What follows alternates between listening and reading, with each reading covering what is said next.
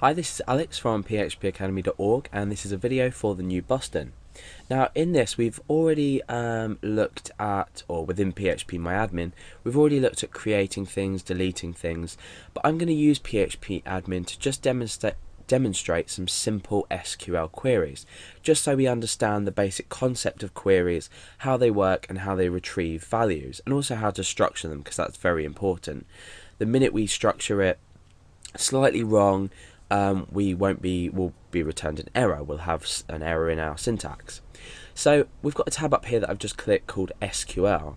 Now PHP will also automatically put in this little query from you: select star from users where one, and that's because we were on the browse tab here. By clicking on this, we're doing exactly the same as what we're doing on the browse tab. It will return everything from this table. There's no limits to this at all. It's just select everything, meaning star, from the table users, and where one is irrelevant. We can take this out. So now what I'm going to do is I'm going to click go, and you can see that this has showing rows 0 to 1 and 2 total. Query took an amount of seconds, and it's shown our query here with this limit on the end, which I'll explain soon. But we've retrieved exactly the same data as if we were to click browse. So this SQL SQL query for us at the moment is useless inside PHP but when we're working within PHP, we might want to select everything from the database. However, some advice for you is not to use select star, because what you're doing is when you're selecting data from a database, you rarely will need all of it. I could just say select username, password. For example, if I was logging my user in, I'm not going to need to access their username or password, their first name or last name, to log them in, because this is irrelevant login details. We just need the username and password. So if we were to just say select username and then comma password, now bear in mind these have to exactly match your field names, and as with this here, you can enclose them in either semicolons or this slanted, not a semicolon, sorry, a single quotation mark, or this slanted apostrophe. So we're using an apostrophe here in our username and password. So now let's click go and see what happens. So what we've done is we've returned a query, but this time we've only selected a certain amount of data we want to be retrieved.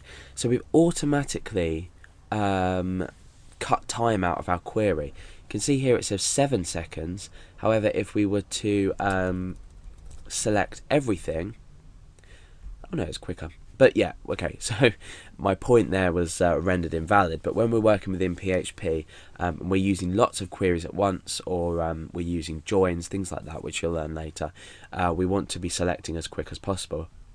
Plus, there's no need to select some amounts of data. So here I'm saying select username, password from users.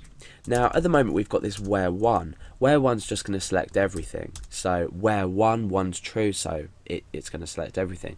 But what we can do is we can specify where we want to select this data in specifics. Now remember, we've got unique username fields, unique ID fields, sorry. And here we've got ID of 1 and 2 for Alex and Billy, and these are unique to this user. So let's say I just wanted to return from ID 1. All I need to do is say where ID equals 1, and we can put that in there as well. So where ID equals 1. So this is going to select the username and password from the users table, which we're in, where the ID is equal to 1. And we're not using a double equals here, we're just using an equals, because there's no assignment of data using this equal sign. So in PHP we use a double equals, but in structured query language we use an equal sign. So let's click go and see what happens.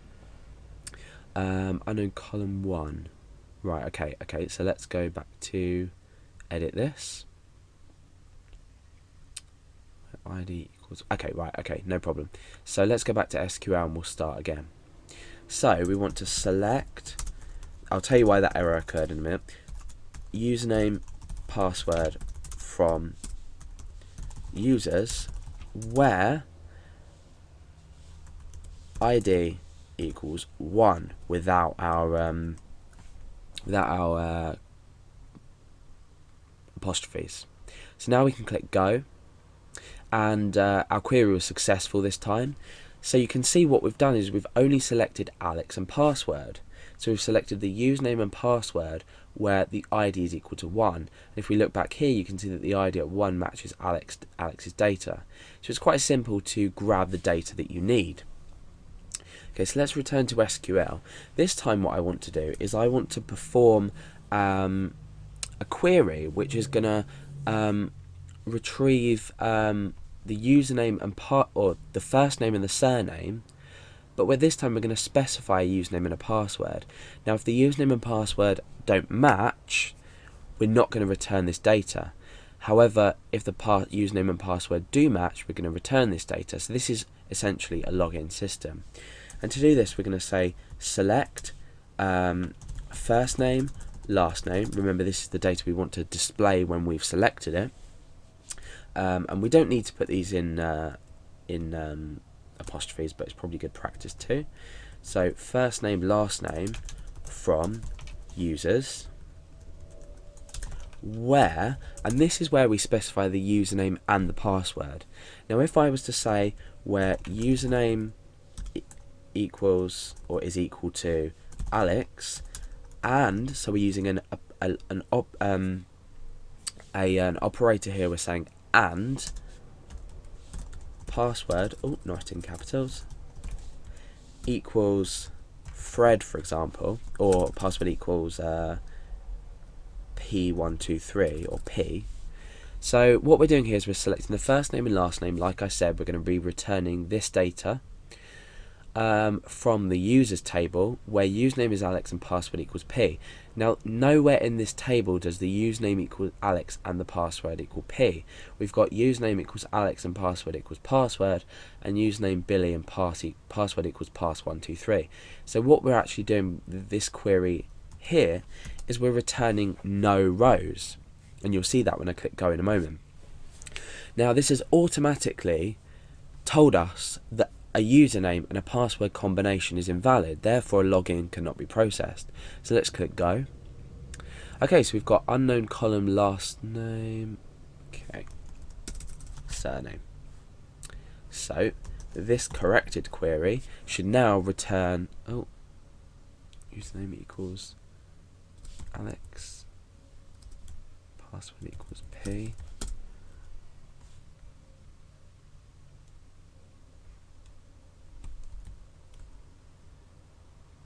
Okay, let's try put that in click go.